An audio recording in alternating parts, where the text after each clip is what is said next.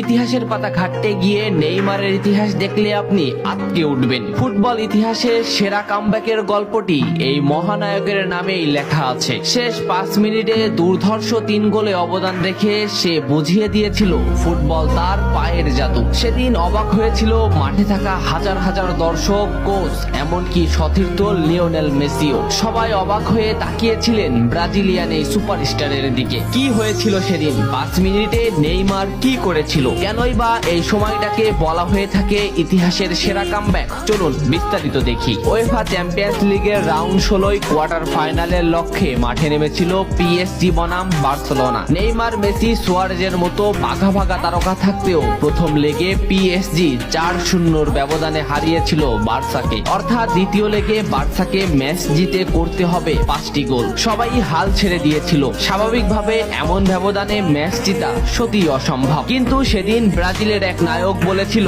এটা সম্ভব, আমরা এটা করে দেখাবো। যেভাবেই হোক না কেন আমরা দলকে ম্যাচ জেতাতে চাই। 2017 সালের 8 মার্চ অনুষ্ঠিত হয় এই ম্যাচের দ্বিতীয় লেগ। ম্যাচের শুরু থেকেই ক্ষিপ্ততা আর দক্ষতা দেখাতে শুরু করেন নেইমার। এই ম্যাচে যেন আবির্ভাব হয় কোনো এক নতুন নেইমারের। এই নেইমারকে তো কেউ চেনে না। ম্যাচের 3 মিনিটেই লুইস সুয়ারেজ পেয়ে যায় প্রথম গোলের দেখা। এরপর নেইমারের ক্ষিপ্ততায় একের পর এক আক্রমণ সাজাতে থাকে বার্সা। এদিন যেন নেইমারকে কোনোভাবেই আটকাতে পারছিল না পিএসজি। নেইমারকে আটকাতে একের পর এক ফাউলই বেছে নিয়েছিল তারা। ম্যাচের 40 মিনিটে লেভিনের আত্মঘাতী গোলে বার্সা পায় দ্বিতীয় গোলের দেখা। ম্যাচের 50 মিনিটে ক্ষিপ্ত থাকা নেইমারকে ডি বক্সের ভিতর ফাউল করে ফেলে দেওয়া হয়। এতে বার্সা পেয়ে যায় পেনাল্টি। পেনাল্টিতে গোল করে দলকে এগিয়ে নেন লিওনেল মেসি। তবে যেমনটা ভাবছিলেন এই ম্যাচের গল্প ফুটবল বিধাতা তেমন ভাবে লেখেননি। 62 মিনিটে বার্সার কফিনে শেষ প্যারাটা পুড়ে দেন এডিনসন কাভানি। এতেই স্তব্ধ হয়ে যায় ক্যাম্প নু।